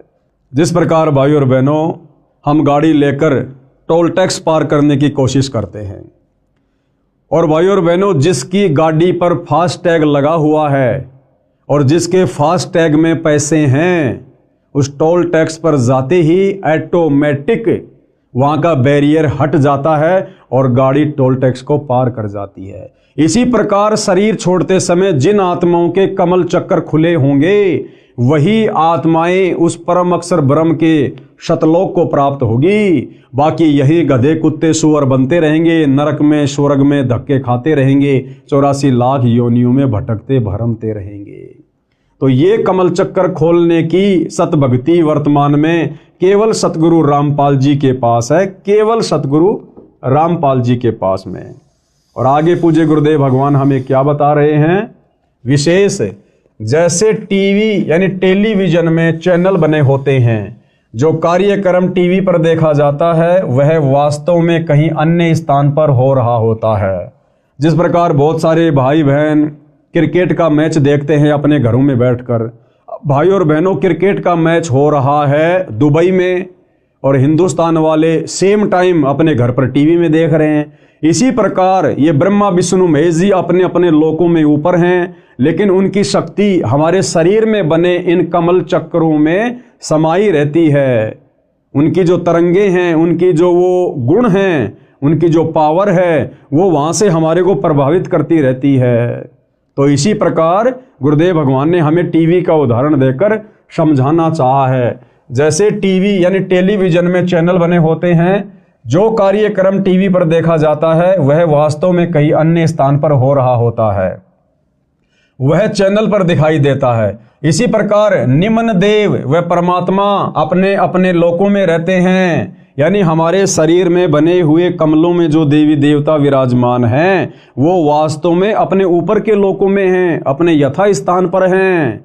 लेकिन जब हमारे ये कमल चक्कर खुल जाते हैं तो हम ऊपर के लोकों में, उन देवी देवताओं के लोकों में क्या कुछ घटनाएं घटित हो रही हैं हम सब कुछ देख सकते हैं। जिस प्रकार मैच हो रहा है साउथ अफ्रीका में और हम हिंदुस्तान में अपने टीवी में, यदि हमारे टीवी का वो कनेक्शन सही है, डिश वगैरह सही है और रिचार्ज है, तो हम रिमोट दबाकर घर बैठे टीवी पर दक्षिणी अफ्रीका में हो रहे उस प्रोग्राम को देख सकते हैं।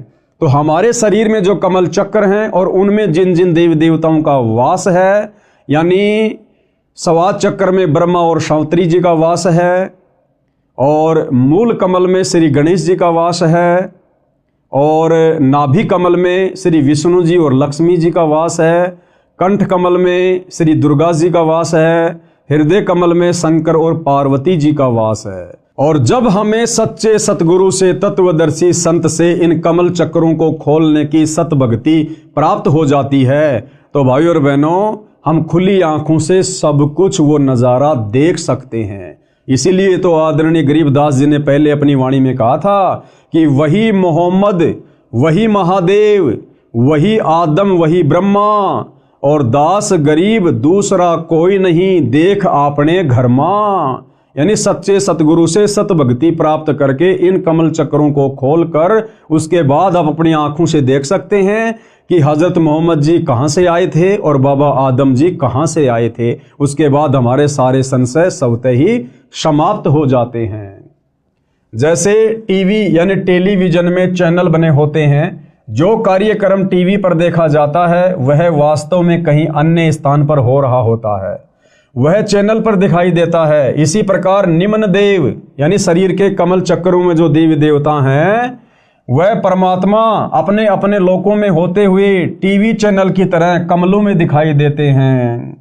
जैसे सूर्य प्रकाश ऊर्जा यंत्र सोलर सिस्टम पर सूर्य का प्रकाश पड़ने से उसमें ऊर्जा संचित होने लगती है, इसी प्रकार मंत्रों के जाप से कमल खुल जाते हैं। जिस प्रकार सूर्य हमारे से कितना करोड़ों किलोमीटर दूर है और आजकल वैज्ञानिकों ने एक सोलर सिस्टम बना दिया, सोलर पैनल, और जैसे सूर्य की किरणें उस सोलर पैनल पर गिरनी शुरू होती हैं, नीचे इन्वर्टर से बैटरी चार्ज होनी शुरू हो जाती है, वो लाइट जमा होनी शुरू हो जाती है। इसी प्रकार जब हम सच्चे सतगुरु से सत भक्ति प्राप्त करेंगे तो भाइयों और बहनों, ऊपर के लोकों में बैठे हुए देवी देवता और उनके नज़ारे हमारे शरीर के कमल चक्कर में बने हुए, जब वो कमल चक्कर खुल जाते हैं हम बखूबी देख सकते हैं, सारी सच्चाई से परिचित हो सकते हैं। जैसे सूर्य प्रकाश ऊर्जा यंत्र यानी सोलर सिस्टम पर सूर्य का प्रकाश पड़ने से उसमें ऊर्जा संचित होने लगती है, इसी प्रकार मंत्रों के जाप से कमल खुल जाते हैं। उससे पहले मुरझाए रहते हैं, यानी जब तक वो कमल चक्र नहीं खुलते हैं, हमें सत भक्ति नहीं मिलती है, तब तक वो मुरझाए रहते हैं। जिस प्रकार से फुटबॉल होती है और फुटबॉल के अंदर उसका एक वो ब्लेडर होता है, जब उसमें हवा नहीं होती है तो वो मुरझाया हुआ होता है, और जब उसमें पाइप लगाकर हवा भर दी जाती है तो वो बिल्कुल गोल मटोल हो जाती है और उसको जरा सी हाथ से मारते ही बहुत ऊपर तक जाती है। तो इसी प्रकार जब हमें सच्चे सतगुरु से सत भक्ति प्राप्त हो जाएगी तो धीरे धीरे हमारे शरीर में बने कमलों में जो ये इनके जो द्वार हैं, ये धीरे धीरे फिर सत भक्ति के प्रभाव से फूलने शुरू हो जाते हैं, खिलने शुरू हो जाते हैं। इसी प्रकार मंत्रों के जाप से कमल खुल जाते हैं, उससे पहले मुरझाए रहते हैं। कमल खुलने के बाद प्रत्येक देवता की शक्ति साधक के अंतःकरण यानी आत्मा पर प्रभाव डालने लगती है, जिससे भक्ति संचित होने लगती है।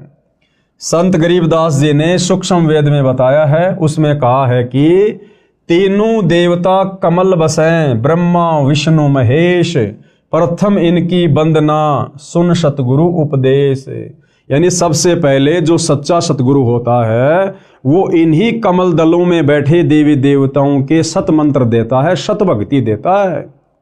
जो तीनों लोकों के स्वामी हैं, ब्रह्मा विष्णु महेश है, साथ में गणेश जी हैं, दुर्गा जी हैं, सतगुरु रामपाल जी, सबसे पहले शरीर में बने कमल दल इनको खोलने के लिए इन्हीं देवी देवताओं की सत भक्ति वाले सत मंत्र देते हैं, जिनके प्रभाव से मात्र 4 महीने में हमारे कमल चक्रों के द्वार खुलने शुरू हो जाते हैं। ये कमल चक्र खिलने शुरू हो जाते हैं, दूसरा कोई तरीका धरती पर नहीं है। और कहते हैं उसके बाद फिर आगे सतगुरु के उपदेश सुनते रहना, सतगुरु के सत्संग सुनते रहना। उसके बाद फिर हमें पता चलेगा कि ब्रह्मा विष्णु महेश की भक्ति तो बहुत ही निम्न स्तर की है, ये तो शुरुआती भक्ति है, इसके ऊपर तो और बहुत सारी परम शक्तियां हैं। फिर आगे हमें सतगुरु रामपाल जी से उनके भी सत भक्ति मंत्र मिलेंगे, उनके द्वार खोलने के भी मंत्र मिलेंगे, और जब हमें सारी प्रोसीजर मिल जाएगी तब हम उस परमपिता परमेश्वर परम अक्षर ब्रह्म के परम धाम में जाएंगे, शतलोक में जाएंगे। तीनों देवता कमल बसै ब्रह्मा विष्णु महेश, यानी मुसलमान सिख ईसाई जैनी बौद्ध सबके शरीर में इन देवी देवताओं का वास है। और प्रथम इनकी वंदना यानी सतगुरु जो मंत्र देगा उस आधार से हमने इनकी वंदना करनी है, इनकी पूजा नहीं करनी। पूजा तो केवल एक परमपिता परमात्मा की करनी है, लेकिन सतगुरु हमें जो प्रोसीजर देगा यहाँ से पार होने की, उसमें शुरुआती प्रोसीजर है ब्रह्मा विष्णु महेश की साधना करना, इनकी भक्ति करना, और पूजा हमने साथ साथ में परम अक्षर ब्रह्म की ही करनी पड़ेगी। प्रथम इनकी वंदना फिर सुन सतगुरु उपदेश, फिर आगे का ज्ञान सतगुरुदेव जी बताते हैं। अर्थात श्री ब्रह्मा जी, श्री विष्णु जी तथा श्री शिव जी तीनों देवता हमारे शरीर में बने कमल दलों यानी कमल चक्रों में बसे निवास करते हैं। इसलिए सर्वप्रथम साधना स्तुति इनकी करनी होती है।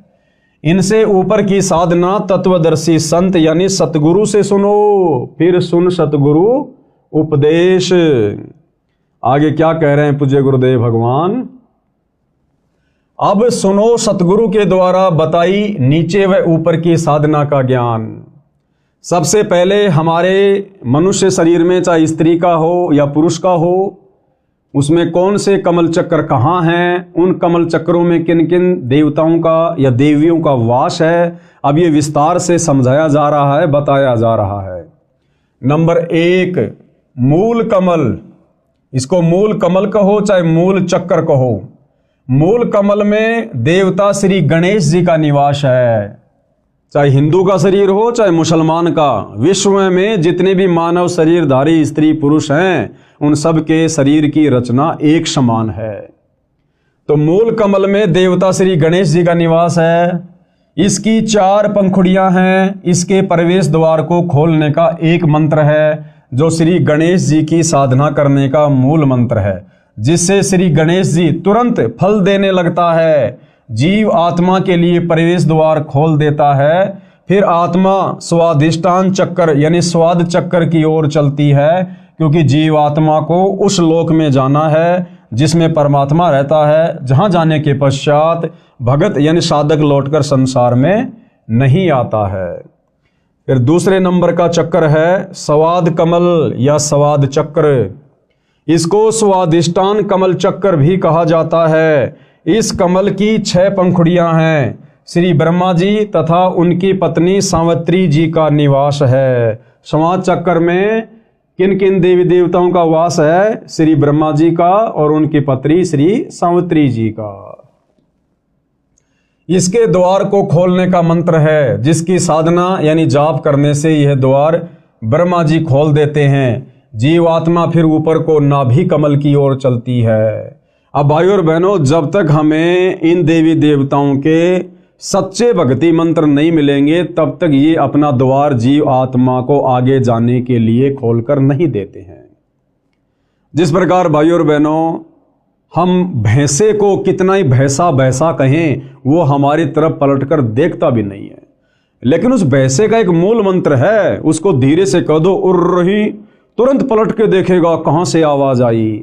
जिस प्रकार एक कुत्ता होता है, हम उसको कितना ही कहें कुत्ता कुत्ता, एक कुत्ता ले रोटी, एक कुत्ता, वो कुत्ता बिल्कुल नहीं देखता, लेकिन उसका एक बीज मंत्र है। धीरे से उसको कह दो त्योल त्योल या तुरंत देखेगा वो कुत्ता, क्योंकि उस वाणी से वो प्रभावित होता है, आकर्षित होता है कि मुझे कौन पुकार रहा है।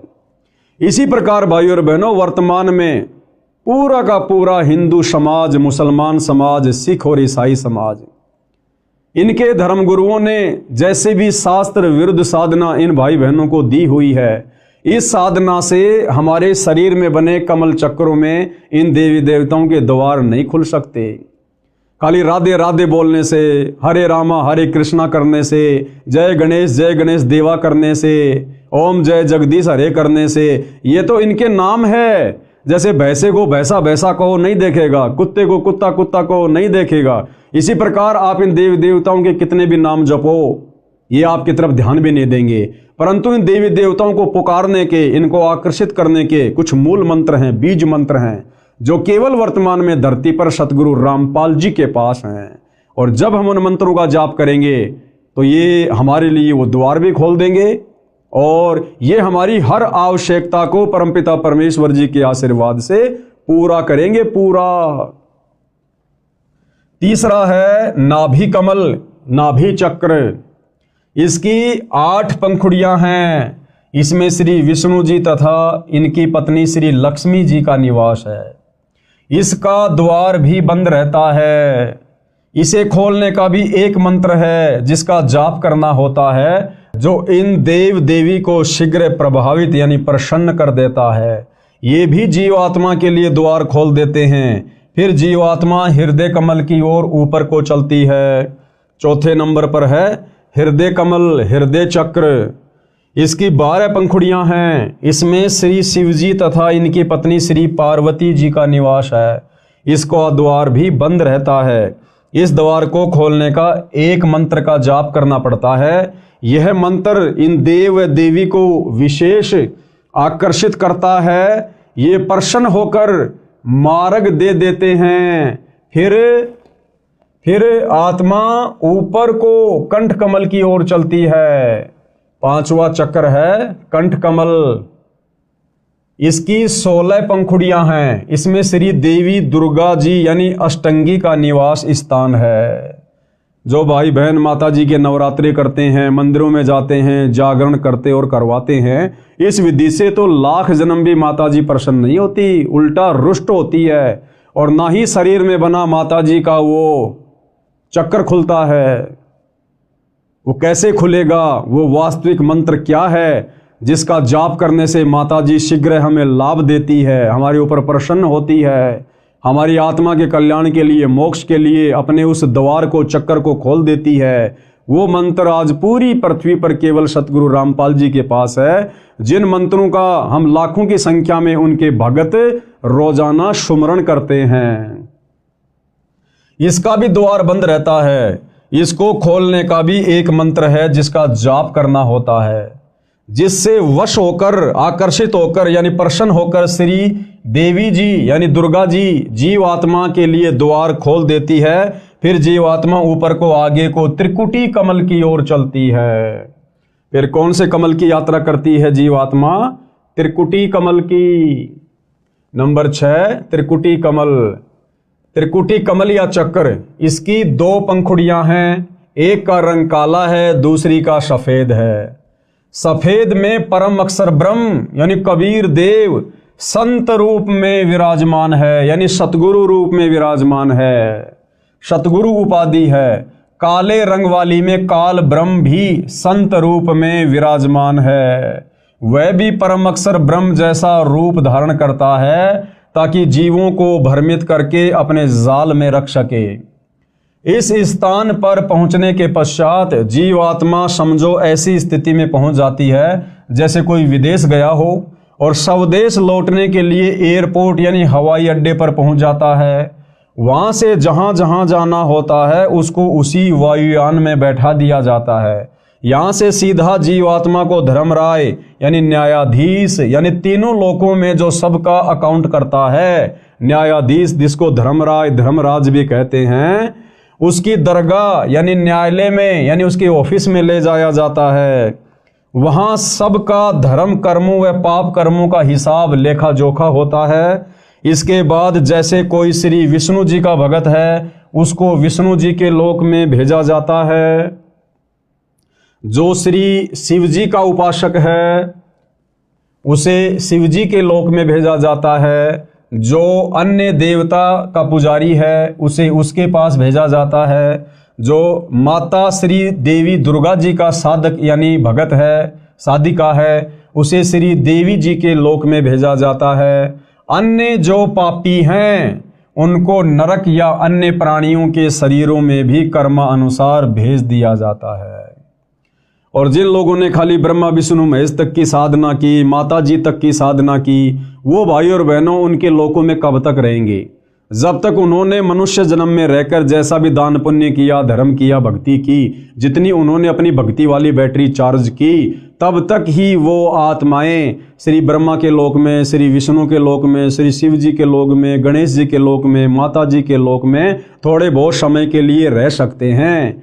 और जैसे उनकी भक्ति समाप्त होगी, दान धर्म की कमाई समाप्त होगी, उसी समय उनको वहाँ से उनकी मृत्यु करके नरक में पटक दिया जाएगा। फिर 84 लाख योनियों में डाल दिया जाएगा। फिर इस पृथ्वी पर कभी उनको मनुष्य जन्म प्राप्त होगा। और ये चक्कर भाइयों और बहनों जब तक हमें सच्चा सतगुरु तत्वदर्शी संत नहीं मिलता है तब तक असंख्य युगों से अनवरत बार बार चलता रहता है, जिसको जन्म और मरण की प्रक्रिया कहते हैं। 7वां कमल है सहस्त्र कमल। इस कमल की 1000 पंखुड़ियां हैं। इनमें काल ब्रह्म, कौन है ये काल ब्रह्म? जब आप सृष्टि रचना पढ़ेंगे सतगुरु रामपाल जी के मुख से इस पुस्तक में या यूट्यूब पर वीडियो देखकर, तो आपको पता चलेगा कि ये काल ब्रह्म कौन है जो सहस्त्र कमल चक्कर में रहता है। यही है वास्तव में सारे फसाद की जड़, जिसने हम सबको सतलोक से यहाँ नीचे पटक दिया अपने जाल में फंसाकर। ये दुर्गा का पति है ये काल ब्रह्म, ये ब्रह्मा विष्णु महेश का ये पिताजी है काल ब्रह्म, जो यहाँ सबको भ्रमित करके रखता है। तो ये कहाँ रहता है? इस शरीर में बने इन कमलों में। ये सहस्त्र कमल चक्कर में रहता है। इस कमल की 1000 पंखुड़ियां हैं। इसमें काल ब्रह्म यानी ज्योति निरंजन का निवास है। इस काल ब्रह्म को ज्योति निरंजन भी कहते हैं, जो ब्रह्मा विष्णु महेश का पिता है, दुर्गा का पति है।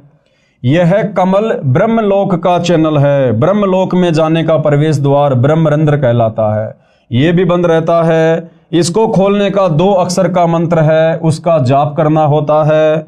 और ये 2 अक्षर का जाप भाई और बहनों, जिसको सतनाम भी कहते हैं, ये आज वर्तमान में इस पृथ्वी पर केवल सतगुरु रामपाल जी के पास है। और यदि किसी अन्य ने उनसे उपदेश लेकर मनमुखी रूप से आगे देना भी शुरू कर दिया होगा तो वो कार्य नहीं करेगा, क्योंकि इस मंत्र को देकर जाप करवाने के अधिकारी केवल सतगुरु रामपाल जी हैं। और अधिकारी से उपदेश लिए बिना यदि आप इस मंत्र का मनमुखी रूप से जाप करेंगे, ये उल्टा आपको रिएक्शन देगा, आपको पॉजिटिव दिशा में लेकर नहीं जाएगा। विशेष संपूर्ण अध्यात्म ज्ञान न होने के कारण साधक यानी भगत ओम नाम का जाप विधि से नहीं करता है। यानी इस ब्रह्म की जो साधना है उसकी भी एक विधि है, इसकी साधना की भी कुछ मर्यादाएं हैं, और ये मर्यादा केवल सतगुरु रामपाल जी बताएंगे। इस कारण से उसे देवलोक प्राप्त होता है। यानी ओम नाम का जाप करने वाला काल ब्रह्म के ब्रह्मलोक में जाता है। लेकिन ओम नाम के जाप की वास्तविक विधि क्या है, नियम और मर्यादा क्या है, ये पता ना होने के कारण ओम नाम का जाप करने वाला भी देवी देवताओं के ही लोक में चला जाता है, उस काल ब्रह्म के ब्रह्मलोक तक नहीं पहुंच पाता है। इस कारण से उसे देवलोक प्राप्त होता है। जैसे ओम नमः शिवाय, ओम भागवते वासुदेवाय नमः आदि आदि जाप करते हैं। अकेला ओम नाम से भी ब्रह्मरंध्र नहीं खुलता, यह सत्य नाम से खुलता है। सतनाम 2 अक्षर का है। ब्रह्मरंध्र न खुलने के कारण उसको विष्णु लोक में या शिव लोक में भेजा जाता है, क्योंकि ओम नाम का जाप करने वाले इसका तड़का अपने इष्ट देव के मंत्र के साथ अवश्य लगाते हैं। जैसे ऊपर 2 मंत्र लिखे हैं, फिर पृथ्वी पर राजा बनाया जाता है, फिर पशु योनि में जाता है। इससे आगे 2 कमल और हैं, नंबर 8 अष्टदल कमल और नंबर 9 शंख कमल। इनका विवरण नहीं लिखूंगा, गुरुदेव भगवान कह रहे हैं अब 8वें अष्टदल कमल का और 9वें शंख कमल का वर्णन यहां इस पुस्तक में नहीं लिखूंगा। यह रहस्य उपदेशी को समझाया जाता है। ये रहस्य, ये जानकारी केवल उन्हीं को प्राप्त है जो सतगुरु रामपाल जी से उपदेश लेकर भक्ति करते हैं, क्योंकि यह गुप्त मंत्र है, गुप्त जानकारी है। यह रहस्य उपदेशी को समझाया जाता है। उपरोक्त सब कमल चक्रों को खोलने के जो मंत्र हैं वे केवल दास यानी लेखक रामपाल दास के पास हैं, यानी सतगुरु रामपाल जी के पास हैं। मोक्ष के इच्छुक प्रत्येक मानव को इन कमलों को खोलकर ही मोक्ष प्राप्त होता है। दूसरा कोई तरीका धरती पर नहीं है, चाहे मनमुखी साधना शंकराचार्य जी से लेकर करते रहिए। कमल चक्रों को 2 विधि से खोला जाता है। हमारे शरीर में बने कमल चक्र किन 2 विधियों से खोले जाते हैं उसका गुरुदेव भगवान वर्णन कर रहे हैं। नंबर 1 ध्यान समाधि का अभ्यास करके हठ योग मार्ग से। और ये जो साधना है भाई और बहनों, ध्यान समाधि वाली, हठ योग वाली, तप वाली, ये चारों वेदों और गीता जी के विपरीत है। इस विधि को अपनाने से भी साधक को पूर्ण मोक्ष नहीं मिलता है।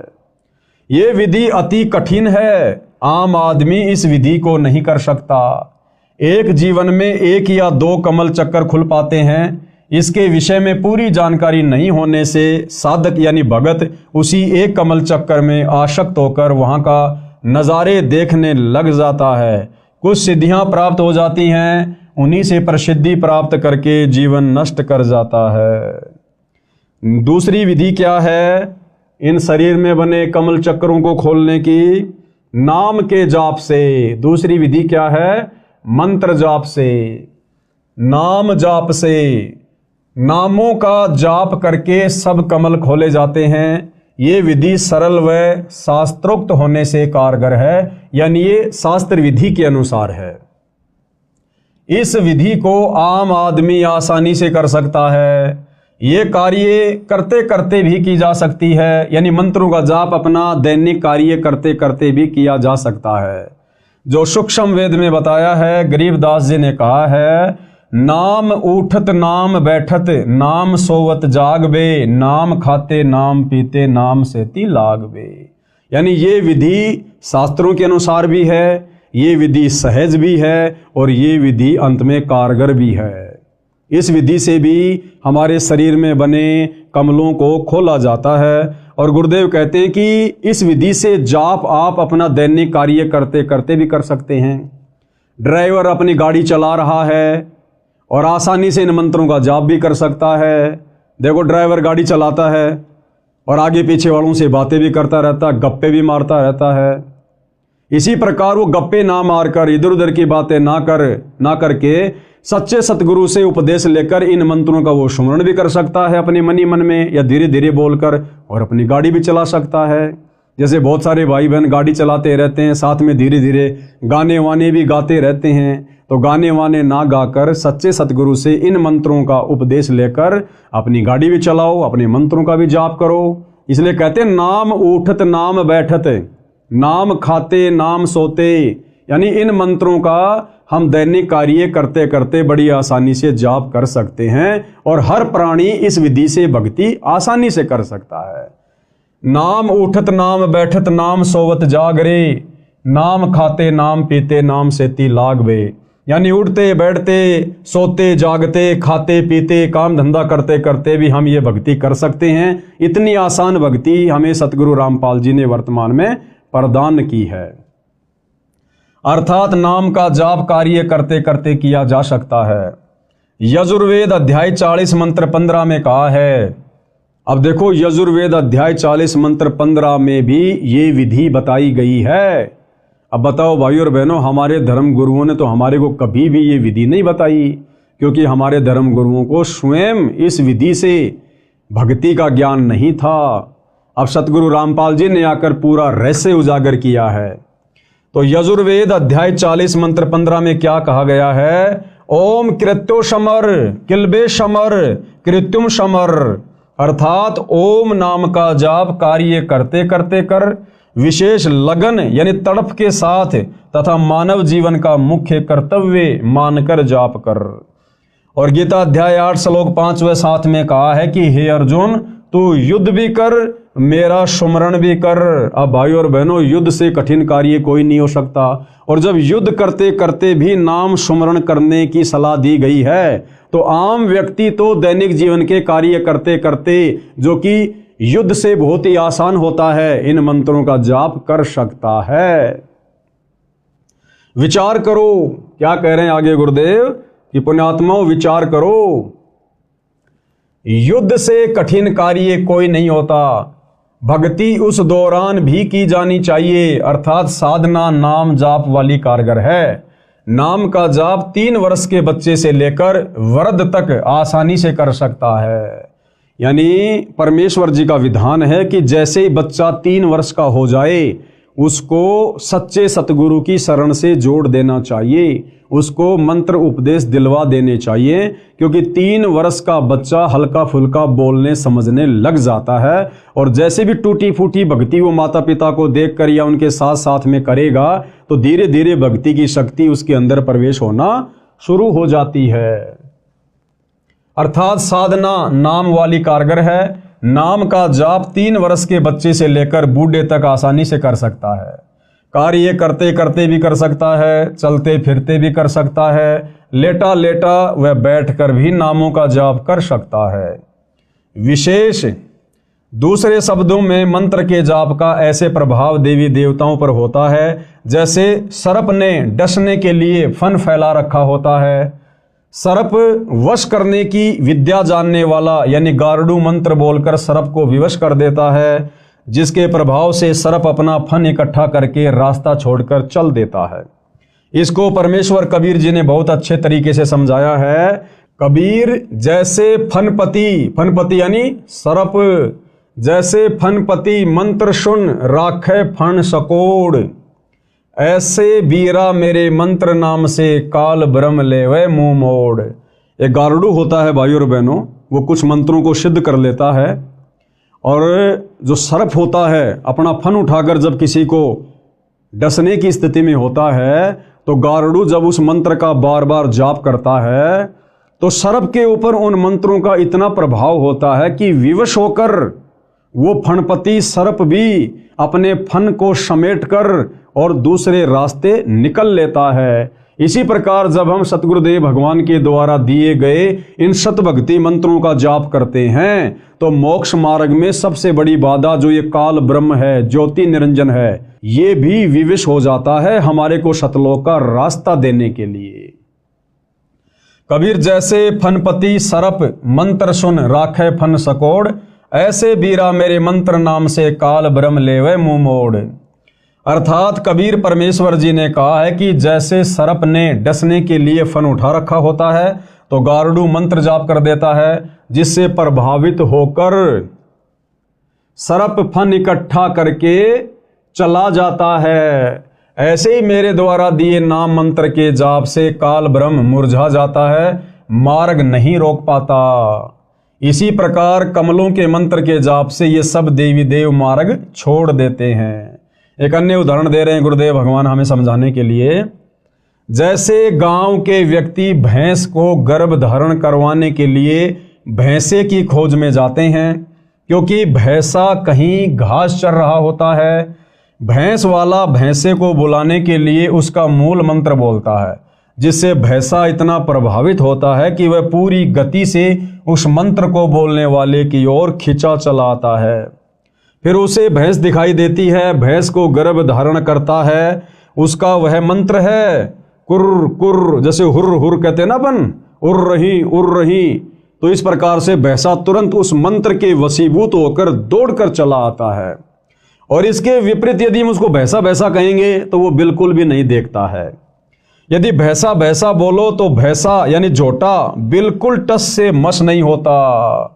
इसी प्रकार भाई और बहनों, ये ब्रह्मा विष्णु महेश जी को आप इनके नामों से कितना ही पुकारो, श्री ब्रह्मा श्री विष्णु श्री शंकर देवाय नमः, ओम श्री विष्णु देवाय नमः, राधे राधे, ये आपकी तरफ बिल्कुल भी ध्यान नहीं देंगे, भक्ति का कोई लाभ इनकी तरफ से नहीं मिलेगा।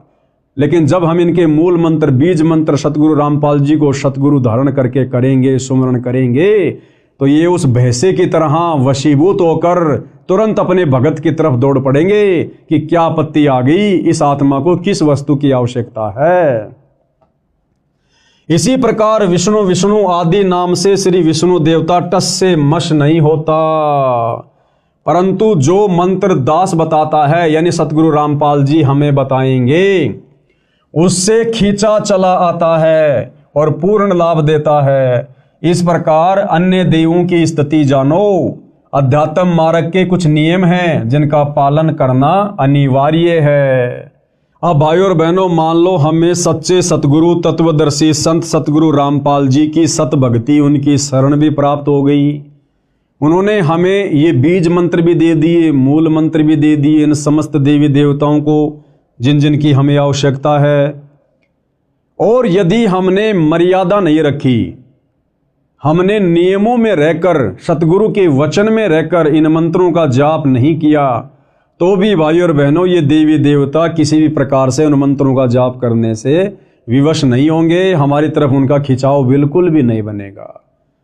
तो इन मंत्रों के प्रभाव को यथावत बनाए रखने के लिए और इन समस्त देवी देवताओं से संपूर्ण लाभ प्राप्त करने के लिए इस भक्ति मार्ग की क्या क्या मर्यादा हैं, क्या क्या नियम हैं, जिनको तोड़ने से, जिनको खंड करने से हमें फिर कोई भी लाभ इन मंत्रों का नहीं मिलेगा, तो प्रत्येक मर्यादा को हमने ध्यानपूर्वक देखना और समझना है। तो क्या कह रहे हैं पूज्य गुरुदेव भगवान? नंबर 1, पूर्ण गुरु से दीक्षा ली जाए। सबसे पहली बात, हम जिसे अपना सतगुरु धारण कर रहे हैं वो सच्चा होना चाहिए, पूर्ण सतगुरु होना चाहिए, इन मंत्रों को दान करने का अधिकारी होना चाहिए। नंबर 1, पूर्ण गुरु से दीक्षा ली जाए। बिना गुरु के किया गया नाम जाप व दिया गया दान निष्फल होता है। कबीर जी अपनी वाणी में कहते हैं, गुरु बिन माला फेरते, गुरु बिन देते दान, और गुरु बिन दोनों निष्फल है, पूछो वेद पुराण। यानी सच्चा गुरु धारण किए बिना हम कितने भी मंत्र जाप कर लें, हम कितना भी दान पुण्य करें, उसका हमें मोक्ष मार्ग में, मुक्ति के मार्ग में किसी प्रकार का कोई सहयोग प्राप्त नहीं होगा। बाकी ठीक, हम जैसा भी दान धर्म करेंगे उसका प्रतिफल हमें परमात्मा अवश्य देगा। जैसे आप देखते हैं भाई और बहनों, बड़े बड़े लोगों के घरों में कुत्ते होते हैं, वीआईपी कुत्ते, और वो कुत्ते अपने मालिकों के साथ उनकी गाड़ियों में चलते हैं। गाड़ी का मालिक और कुत्ता पीछे की सीट पर बैठा है और आप और हमारा जैसा एक मनुष्य आगे गाड़ी चला रहा है। यानी इंसान तो ड्राइवर है और कुत्ता मालिक बनकर पीछे बैठा हुआ है। उस कुत्ते के रहने के लिए बढ़िया मकान बना हुआ है। वेटनरी डॉक्टर महीने में, सप्ताह में एक बार उसको चेक करने आता है। गर्मी में उस कुत्ते के लिए एसी की सुविधा है, सर्दियों में हीटर की सुविधा है, और हर प्रकार से उसको नहलाया जाता है, हर प्रकार से उसकी देख रेख की जाती है। अब भाइयों और बहनों, वो कुत्ते वाली आत्मा कौन है? जो सुविधा वर्तमान में 80% मानव शरीरधारी स्त्री पुरुषों को प्राप्त नहीं है, वो सुविधा उस कुत्ते के शरीर में उस प्राणी को प्राप्त है। क्यों? क्योंकि वो कुत्ते वाली जीव आत्मा वही है जिसका पहले मनुष्य शरीर था, स्त्री या पुरुष का, और उसने बहुत सारा दान धर्म किया, उसने मंत्रों का जाप भी किया, भंडारे भी किए, कंबल भी बांटे, परंतु उसने सच्चा सतगुरु नहीं बनाया। उसने सच्चा सतगुरु धारण करके उन मंत्रों का जाप नहीं किया, दान पुण्य नहीं किया, बिना गुरु के भक्ति करता रहा, दान पुण्य करता रहा। तो बिना गुरु के भक्ति करने से, दान पुण्य करने से उसको मनुष्य जन्म प्राप्त नहीं हुआ। और उस दान पुण्य के प्रतिफल में, क्योंकि वो तो भगवान देता है, किसी का रखता नहीं है, उस दान पुण्य के प्रतिफल में उसको अगला जन्म मिल गया कुत्ते का, और बड़े सेठ के घर में मिल गया।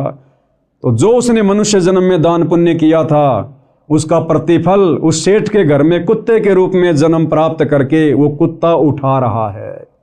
अगर वो भली आत्मा जब मनुष्य शरीर में था और जो दान पुण्य धर्म वो कर रहा था, अगर साथ में गुरु भी धारण कर लेता तो उसको मनुष्य जन्म भी मिलता और सारी की सारी वो सुविधा मिलती। अब तो वो उस कुत्ते के जन्म में अपनी पूर्व जन्म की भक्ति कमाई खा रहा है, अगला जन्म उसका हो गया सूअर का। बताओ फिर उसको कौन गाड़ियों में घुमाएगा, कौन उसकी देख रेख करेगा, कौन उसको नहलाएगा? फिर वो लक 84 योनियों में चला जाएगा। तो कबीर जी हमें समझाते हैं कि गुरु बिन माला फेरते, यानी गुरु धारण किए बिना जो व्यक्ति मंत्र जाप करता है, और गुरु बिन देते दान, गुरु धारण किए बिना जो व्यक्ति दान पुण्य करता है, गुरु बिन दोनों निष्फल हैं, उनका कोई यूज नहीं होगा। भाई पूछो वेद पुराण, हमारे धर्मशास्त्र भी इस बात की गवाही दे रहे हैं। अर्थात कबीर जी ने कहा है कि गुरु बिन नाम सुमरण करना व दान देना व्यर्थ है। अपने वेदों व पुराणों में पढ़ लो, कमलों के मंत्रों का जाप करना जीवात्मा के कल्याण की सच्ची साधना है। इसमें न कोई धर्म नया बनता है, न कोई धर्म छोड़ना है। किसी भी धर्म का मानव, स्त्री पुरुष इस साधना को कर सकता है। यानी सतगुरु रामपाल जी हमें क्या समझाना चाह रहे हैं कि जो साधना अब आपको वर्तमान में दी जाएगी, यदि आप इस ज्ञान को समझकर उनकी शरण में आते हैं, तो इस साधना को करते समय आपने ना तो अपना कोई धर्म बदलना है, ना आपने अन्य कोई पाखंड और आडंबर करना है। हमने केवल अपनी साधना को चेंज करना है। भले आप वर्तमान में मुसलमान धर्म में हैं, हिंदू धर्म में, सिख और ईसाई धर्म में हैं, आपने वो धर्म वर्म नहीं छोड़ना, कुछ नहीं छोड़ना। आपने केवल साधना का स्वरूप चेंज करना है। हम जो पहले शास्त्र विरुद्ध साधना कर रहे थे, मनमुखी साधना कर रहे थे, मनमुखी मंत्रों का जाप कर रहे थे, अब हमने अपनी उस साधना को शास्त्र अनुकूल करना है, सच्चे सतगुरु को धारण करके। और फिर जो जो नियम और मर्यादा है हमने उनका पालन करना है। फिर हिंदू हिंदू बना रहो, मुसलमान मुसलमान बना रहो, नो ऑब्जेक्शन।